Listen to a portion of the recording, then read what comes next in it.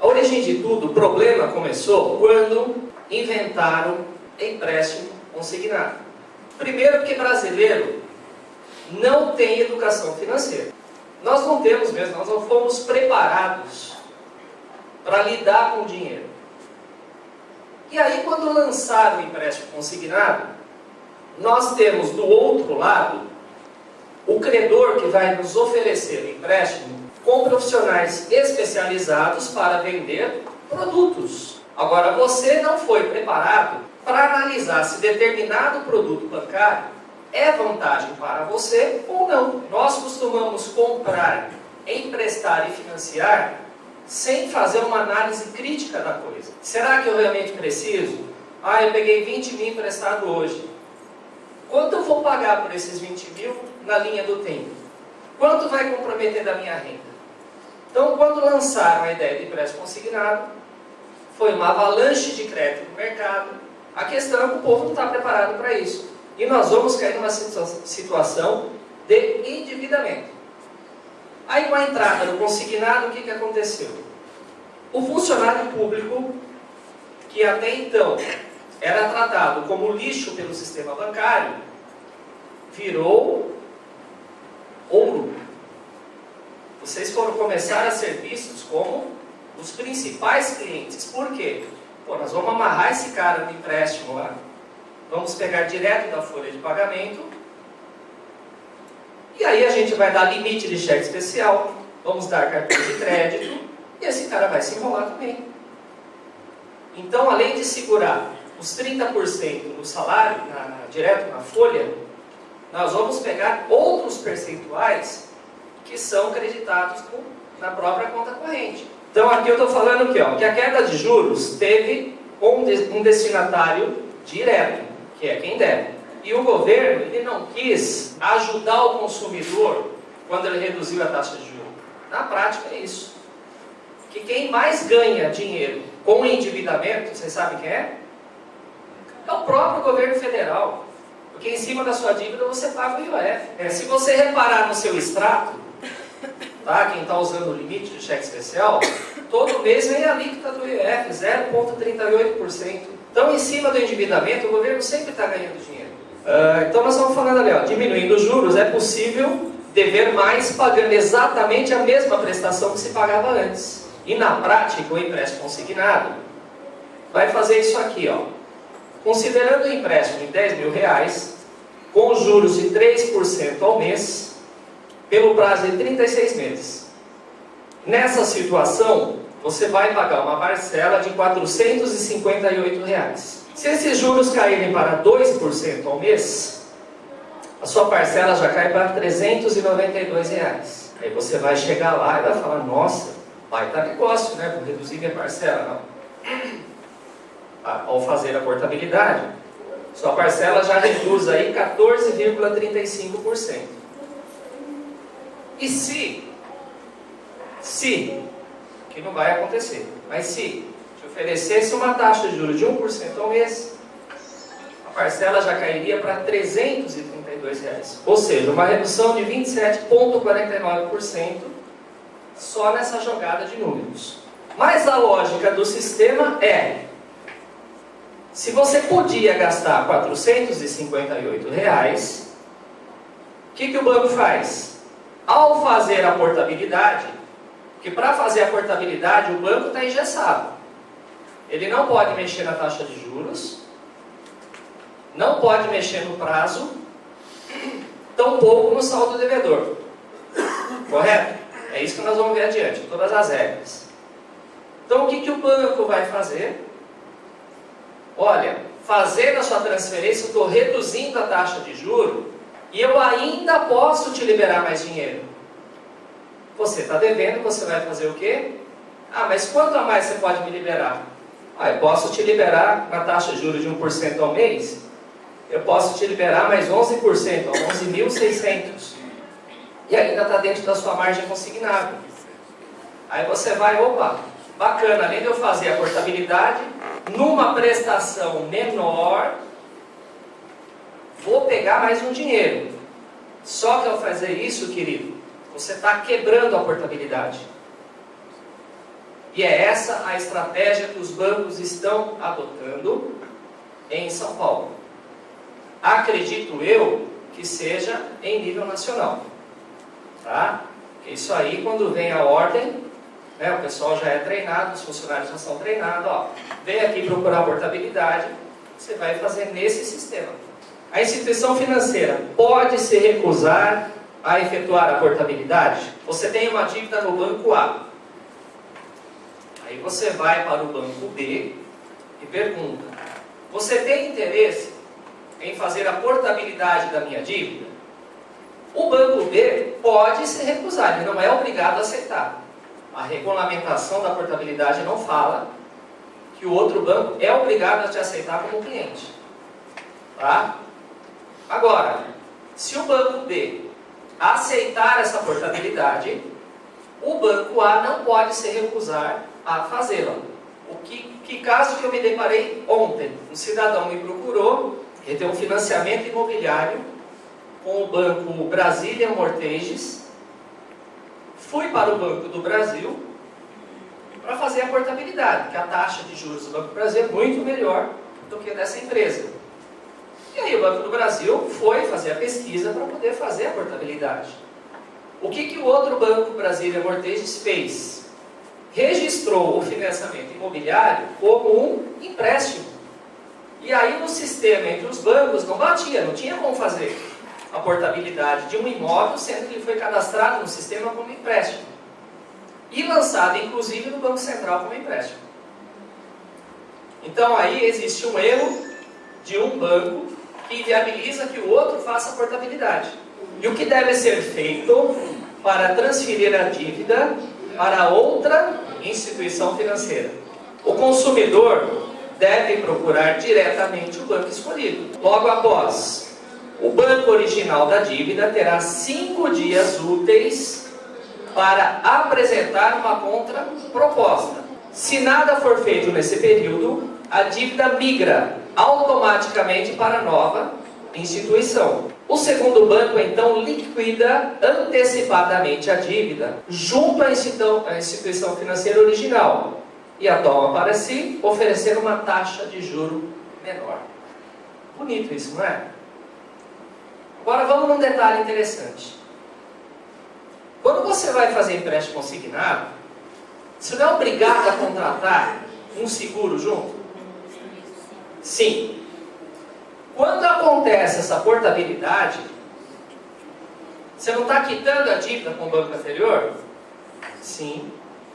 Cadê a devolução do seguro? Esse seguro automaticamente tem que ser devolvido para o consumidor ou deduzido do saldo que vai ser transferido. Como a portabilidade não permite alteração alguma de saldo, então esse dinheiro tem que ser devolvido à vista para o consumidor. Coisa que não acontece. Por quê? Porque ninguém sabe desses detalhes.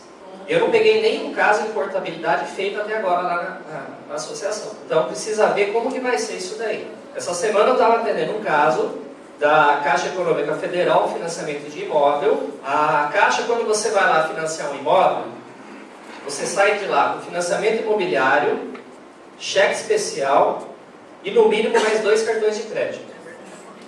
Tá? Aí, ilusoriamente, que nem nesse caso aí. Ah, mas aqui na Caixa você vai ter uma taxa de juros de 10% ao ano.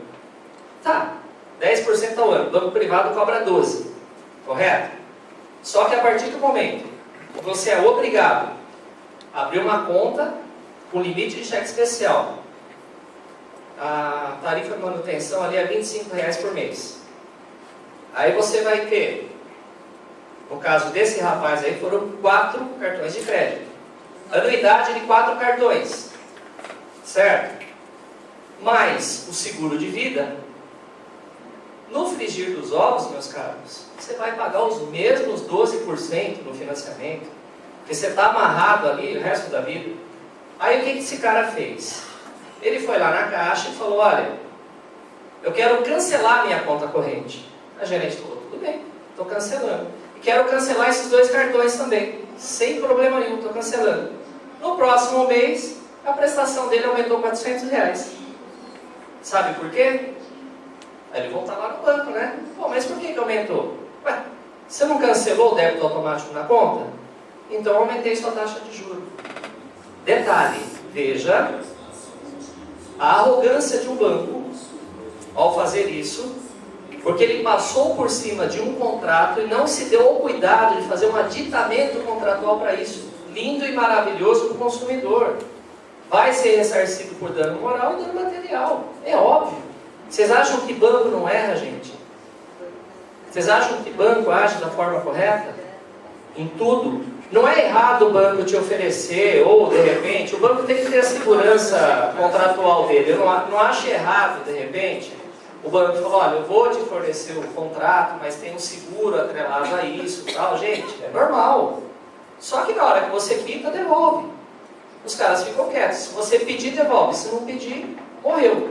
O seguro que é colocado no financiamento do veículo tem uma pegadinha. Tem o seguro prestamista, mas a maioria desses seguros te cobre só nos primeiros 12 meses do financiamento. E você paga achando que é para 60 meses. Tá? Você paga achando que é para 60 meses. A maioria das apólices cobre só os 12 primeiros meses. Então, você vai fechar um contrato que tem um seguro atrelado, o correto seria te entregar uma apólice daquele seguro dizendo o que você tem direito e o que não tem. Coisa também que não acontece. É por isso que aí a maioria das pessoas faz o quê? Faz o contrato e depois vai atrás para receber. Aí o banco, a maioria, esses dias eu assisti a entrevista do presidente da Febraban falando o seguinte, agora virou moda consumidor entrar com uma ação contra banco. Pô, mas por quê? Seja flexível na hora da negociação, você vai reduzir a quantidade de demanda judicial. Eu tenho casos lá no escritório, que eu trouxe até exemplos aqui, 30% do salário por contrato, tudo certinho, e os outros 70%, quando cai na conta corrente, o limite do cheque especial pega todo. O cidadão fica sem salário nenhum e passa o mês sem salário. Você passa o mês com limite de cheque especial. Tá? Isso está acontecendo com 80% da Polícia Militar do Estado de São Paulo. Estou fazendo um trabalho interno lá, da PM de São Paulo. Aqui, ninguém precisa falar, está acontecendo comigo. Eu sei que aqui também está acontecendo. Só que salário, pela Constituição Federal, é impenhorável. Ninguém pode chegar lá e, você me deve cheque especial, seu salário está aqui. Tenho casos de que o banco chegou e falou, olha, eu bloqueei o teu salário e só libera esses 70% se você assinar uma renegociação de dívida comigo. Coação pura. Que força você tem para negociar uma dívida dessa? Nenhuma. No máximo você vai conseguir entrar com uma ação judicial, obtendo uma liminar que vai limitar em 30% esse desconto quando o dinheiro cai na tua conta. É necessário emitir boleto de pagamento para a realização da portabilidade? Não. Isso é feito entre os bancos mesmos. Um faz uma TED para o outro, faz a quitação e está tudo certo. Tá? Não precisa gerar boleto, nada disso. É feito entre os bancos. Há alguma restrição para a realização da portabilidade? Sim. O valor, o prazo e a operação contratada não pode ser superior ao valor do saldo devedor e o prazo remanescente da operação original a ser liquidada. Ou seja, a portabilidade tem que ser feita nas mesmas bases, sem aumentar a prestação, sem mexer na taxa de juros, tampouco o saldo devedor. A única coisa que pode mudar é a taxa de juros para baixo. Como ocorre a portabilidade de crédito com pessoas naturais? A troca de informações entre instituição credora e original proponente deve ser realizada somente com a utilização de sistema eletrônico autorizado pelo Banco Central. A instituição credora original deve solicitar à instituição proponente em até 5 dias úteis, contados a partir da data de recebimento. E nesse período, o banco original pode tentar te reconquistar como cliente, oferecendo uma taxa de juros menor. E se as instituições financeiras se recusarem a fornecer às pessoas naturais o valor da quitação? Aí o que você vai ter que fazer? Aquilo que a gente comentou. Você manda uma notificação para o teu banco via correio com AR, que é o aviso de recebimento. O banco não atendeu a sua solicitação, você entra no site do Banco Central, tá? Vai lá, serviços ao cidadão, registrar queixa e faz o registro da sua queixa. Aí o Banco Central vai notificar o teu banco. Se mesmo assim ele não atender, aí sim, via judicial para resolver o problema. As instituições podem me cobrar tarifa pela portabilidade? Não, não pode cobrar tarifa. Porém, o jeitinho brasileiro permite o quê? O banco para onde você quer portar a sua dívida, lá naquele banco você não tem conta. Tá? Aí o banco vai falar o seguinte, ó, só que para fazer a portabilidade para cá, você tem que ter uma conta corrente aqui comigo. Aí você vai abrir a conta corrente. Aí você vai pagar a tarifa de cadastro. Certo? Aí você vai pagar a tarifa mensal, a cesta de tarifas daquele banco mensalmente. Então, antes de fazer isso, vale a pena fazer essa portabilidade? Tem que parar e fazer conta. Tem que analisar esses detalhes, né? Será que vale a pena, tal? Vou cancelar no outro banco. Quanto eu pagava de tarifa no outro banco? Tem que calcular tudo, né? Senão, trocar por trocar, tem todo o relacionamento que você tinha com o banco anterior, né? Tem que avaliar tudo isso. E o que é a portabilidade de cadastro? É a obrigatoriedade da instituição fornecer para terceiros, inclusive instituições, informações cadastrais de seus clientes, desde que tenha sido formalmente autorizada pelos clientes. Fornecer os dados cadastrais de um banco para o outro, tá? E não cobrar por isso, por estar fornecendo esses dados. Ele não pode fazer isso. Isso tem que ser feito automaticamente. Agora, aqui eu trouxe alguns exemplos. Esse é material da Folha de São Paulo, mostrando aqui o seguinte, ó. Aqui tem a taxa de juros de alguns bancos. O banco que cobra a maior taxa de juros é o Banco Omni, no financiamento de veículos. 3,92% ao mês, tá? E o banco que oferece a menor taxa é o Banco Mercedes-Benz. Então, um carro de 25 mil em 48 meses, com a taxa mais alta, que seria o Banco Omni, a prestação sairia R$ 1.163. E pelo Banco Mercedes-Benz, R$ 709. Então, olha o salto que dá aqui na prestação, né? O que o Banco Mercedes-Benz vai exigir de mim para fazer a portabilidade do Banco Omni para cá? Que produtos eu terei que comprar do Banco Mercedes-Benz para que a portabilidade seja feita? E o outro exemplo aqui é de um empréstimo comum, tá? Então nós temos aqui a maior taxa é de um banco que eu nunca vi falar, é o Bjork. E a menor taxa, segundo a Folha de São Paulo, é na Caixa. Isso aqui são taxas desse mês aqui, tá? Então aqui nesse exemplo, ó, são 24 parcelas. Pela maior taxa de juros, 429, pela menor, 261. Uma diferença de R$ 167 aí por parcela. Tá? Outro exemplo é um crédito pessoal. Maior taxa, Banco da Ecoval. Menor taxa, Banco da Amazônia. Um empréstimo de 3 mil, ó, diferença entre as taxas gera uma diferença de R$ 44,65 por prestação. E aqui no financiamento imobiliário, nós temos o Banco Intermédio e o Citi. Dá uma diferença de R$ 2.900 por parcela, a taxa de juros. Tá? Então, são diferenças grandes. Bom, mas que vantagem o banco leva da portabilidade, sendo que o máximo que ele vai poder fazer é oferecer uma taxa de juros menor? Primeiro, aquele esquema lá de trás que eu expliquei, né? Ele dá uma reduzida na taxa, te empurra um dinheirinho a mais, e aí ele sai das regras da portabilidade e migra com outro contrato. E a segunda é nas taxas e tarifas que ele te cobra. Folha de São Paulo também, a Receita com tarifas do Itaú cobre 153% de todas as despesas com funcionários. Só que os bancos hoje arrecadam com taxas e tarifas, não estou falando de juro que ele cobra de quem está devendo. Só taxa e tarifa já cobre a folha e ainda sobra 53%. Tá? E tem banco com 171%. Então é assim que o banco vai ganhar.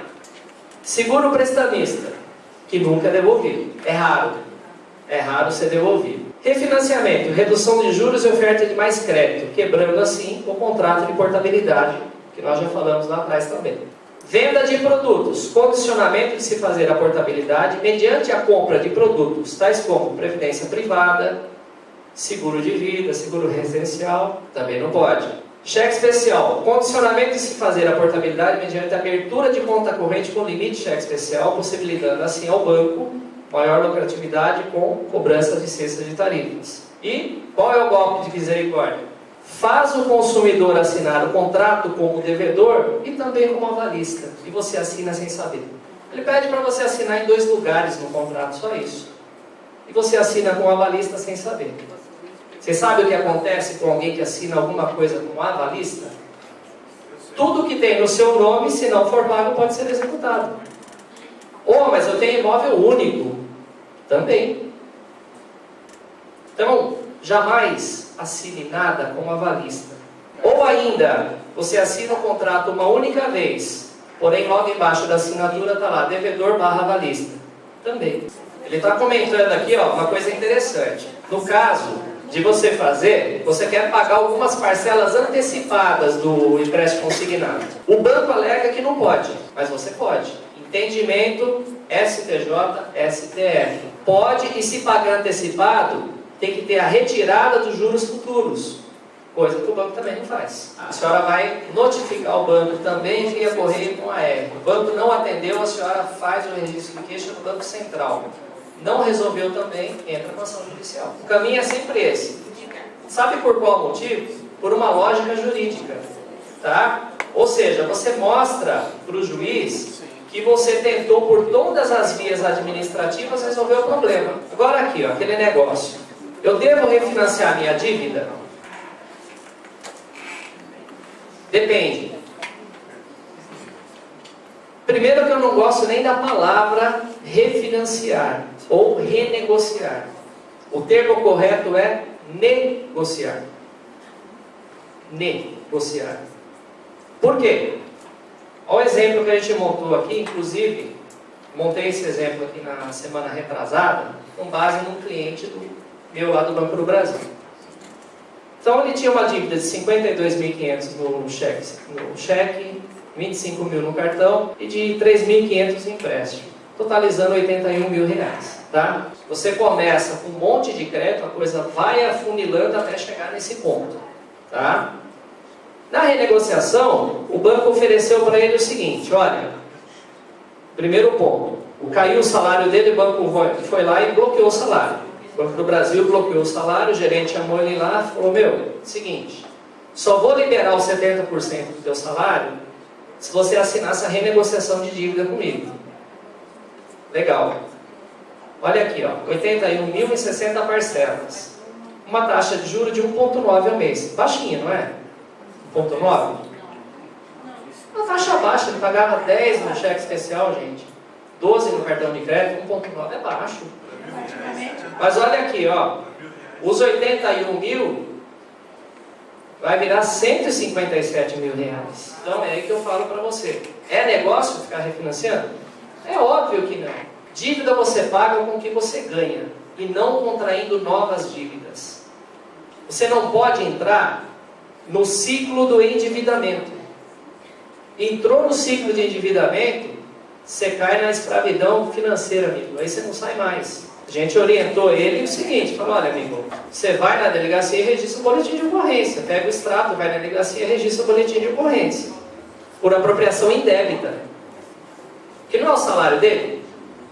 O banco tem o direito, tem o poder perante a Constituição de chegar lá e reter o salário dele? Não tem. Ele foi lá e registrou o boletim de ocorrência. Tá? O banco está respondendo por um processo crime, de posse do boletim de ocorrência. Entramos com a ação, de imediato o juiz mandou o banco desbloquear o salário dele, e ele ainda vai ganhar uma indenização por danos em cima do banco. Aí o Banco Santander entrou com uma ação judicial cobrando meu cliente em R$78 mil, uma dívida de cheque especial. Tem uma ferramenta gratuita dentro do Banco Central chamada SCR, Serviço de Crédito e Risco. Todo contrato, toda dívida superior a R$ 2.500 obrigatoriamente tem que estar constando lá no Banco Central. Sobre o valor da dívida lançada lá no Banco Central, o banco faz a declaração de imposto de renda dele. Sobre os valores do contrato que tem lá, ele vai montar o fluxo de caixa, a declaração de IR e tal, tudo direitinho, certo? Acontece que quando você fica determinado tempo sem pagar o banco declara que você deu um prejuízo para ele. E aí, ele vai restituir do imposto de renda isso. Quando o banco te empresta alguma coisa, na taxa de juros que te é oferecida, existe o risco da inadimplência dentro daquela taxa. Existe um percentual de inadimplência. Onde, se você não pagar, ele não ficou no prejuízo. No dia que entrou essa execução lá para a gente, pedi para o meu cliente, vai no Banco Central, faz o levantamento da sua dívida. Na mesma data que o banco entrou com a ação, em agosto de 2012, a dívida declarada no Banco Central era R$32 mil. Então, por que existe uma execução de dívida de 78? Conseguiram entender? A semana passada saiu a proposta de acordo desse cliente, depois de uma briga de 1 ano e meio, né? Dei a proposta de acordo, aí o banco me ligou, né? Olha, vamos fazer uma proposta de acordo, tal, falei, tudo bem. Fui lá no Banco Central de novo, fez 5, dívida R$16 mil. E o banco queria 27. Aí pedimos, a equipe jurídica pediu para o juiz uma audiência de conciliação. O banco chegou lá, a proposta é essa, e nós chegamos para o juiz e para a excelência. Só que a dívida declarada é essa, viu? E o cliente tem os R$16 mil e está aqui, ó, para fazer o depósito judicial desse dinheiro. O que o banco fez? Proposta de acordo no ato, mas não tem para onde correr. Agora, olha que interessante, gente. Ele entrou com a ação lá de 78 mil, certo? Olha como ele é bonzinho, ó. A dívida estava 114 mil e fechamos o acordo pelos 16 mil da seguinte forma: 12 mil à vista e mais 3 parcelas de 1.000 sem juros. Aqui sim eu falo para você que é sem juros. Entendeu? Só que é o quê? Você tem que saber usar a ferramenta certa contra os caras e no momento certo. Tá? Essa ferramenta aqui que eu falei para vocês do SCR, ela ainda dá muito trabalho, até mesmo para o juiz entender a dinâmica disso tudo. Feirão limpa nome é negócio?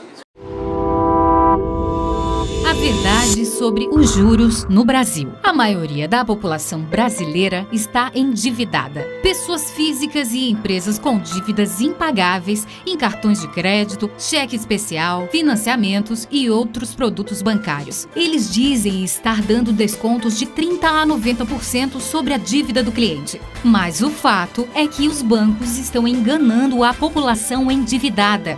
Dê uma olhadinha nesses números. Suponha que você esteja devendo 5 mil no cartão de crédito.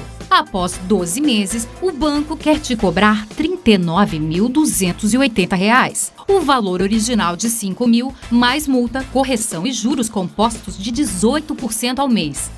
Acompanhe essa lógica e entenda o truque dos juros sobre juros. Se aplicarmos o padrão do mercado de cartões, 10% de juros na média, essa mesma dívida atualizada seria de R$ 16.916 e não 39 mil. Observe que mesmo descontando 50% dessa dívida abusiva, o saldo devedor continua muito alto, mais de 19 mil reais. Aplique o tal desconto de 50% sobre o valor real baseado nos juros médios de 10% e chegaremos a menos de R$ 8.500. Bem diferente, não? Portanto, fica provado, quando um banco oferece um descontão, está apenas reduzindo parte da gordura dos juros. Há vários recursos legais para obrigar um banco a cobrar o valor real. Resumindo, se estiver bem informado, o consumidor endividado pode sair do vermelho e economizar muito dinheiro. Esses feirões que os bancos fazem para promover acordos e tal, o que o banco faz? Ele cobrou de você durante um longo período uma taxa de juros elevadíssima, chega lá no feirão limpa-nome, que nem aquele cara ali, é 114 mil a dívida, certo? Chega lá no feirão limpa-nome, o banco vai falar, ó, de 114, eu estou te fazendo por 78, você acha que é um puta negócio, sendo que na verdade a dívida já está em 16. Né? Então, feirão limpa-nome, você tem que tomar cuidado e ver se realmente vale a pena, se o desconto está sendo legal, se está bacana, se você vai conseguir quitar à vista aquela dívida. Se for reparcelar de novo, esquece, não faça. Isso aqui é uma entrevista encomendada pela revista Isto É. Isso aqui foi no mês que o nível de inadimplência do brasileiro tinha atingido a casa de 65%.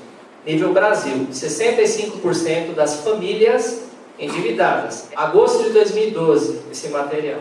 Boa parte das pessoas devem, porque é um comprador compulsivo, né? A maioria das pessoas entram no endividamento por querer viver um padrão de vida que a renda não permite, aquilo que eu falei. Existe a culpa do consumidor e existe a culpa do sistema bancário. Endividamento traz problema de saúde. E aí eles foram atrás de um estudo de uma faculdade norte-americana e pegaram também o cardiologista, tá? Do Hospital das Clínicas lá de São Paulo, e outro do Unicor. Ele fala o seguinte, ó, é que quando você está endividado, você entra em depressão, e aí o seu cérebro vai liberar muito cortisol e adrenalina. E por liberar essas duas substâncias na corrente sanguínea, problemas na face, problemas de cabeça, intestino, pele, estômago, coração, pulmões, barriga, impotência. Não, esse é um dado interessante, ó, que a liberação dessas substâncias no organismo faz aumentar em 4 vezes o risco de infarto e derrame. E aí o que acontece com quem passa a ter esse tipo de problema, né? Você vem trabalhar 100% focado? Não. Claro que não. Primeiro que é escritório de cobrança te ligando toda hora, né? Segundo que você vai chegar em casa, você vai dar de cara com a esposa, que muitas vezes nem está sabendo o que está acontecendo. E aí, aqui o médico dá até algumas dicas, né, do que você deve comer no período que você tiver com esse problema aí, para amenizar os riscos de infarto e dos outros problemas de saúde, tá? Há muito tempo a gente vem batendo isso, publiquei várias matérias nesse sentido, há mais de 2 anos atrás já. O peso das dívidas cresce e consumo deve cair, tá? Ou seja, o endividamento está numa curva crescente, e aqui Copa e eleição evitam demissões e adiam para 2015 piora de emprego. A Hyundai de Piracicaba, até o final do ano agora, vai demitir 2.700 funcionários. Bom, aí em cima disso, em cima do problema lá da Polícia Militar de São Paulo e de alguns problemas que o GGBS vem relatando para a gente também, existe um curso. O nome do curso é Vida Financeira, um plano em busca da verdadeira riqueza. Qual que é a verdadeira riqueza, gente? É o dinheiro? Exatamente. Você equilibra a parte financeira com uma gestão financeira familiar eficiente e você ganha na qualidade de vida. Eu não ensino nada para ninguém. A gente simplesmente faz uma troca de experiências. Cada palestra eu aprendo uma coisa nova. Cada dia de aula num curso, alguém me chega com uma informação nova, eu mudo todo o conceito de um curso por causa de uma informação. Então, na verdade, o curso não é para ensinar nada para ninguém. A gente traz alguns conceitos práticos que a gente sabe que funcionam, e além disso, ferramentas práticas que eu utilizo na negociação com os bancos. Ensinar, capacitar o consumidor a sentar de igual para igual perante o banco para conversar. Ensinar você a entender qual é a dinâmica de um cheque especial, qual é a dinâmica de um cartão de crédito, aonde tem que tomar cuidado. Gente, em cima da mesinha ali tem cartilhas de orientação nossa, cartões para contato. Nosso portal tem muita informação relacionada a direito bancário e defesa do consumidor em geral. Tá? E qualquer dúvida é só entrar em contato.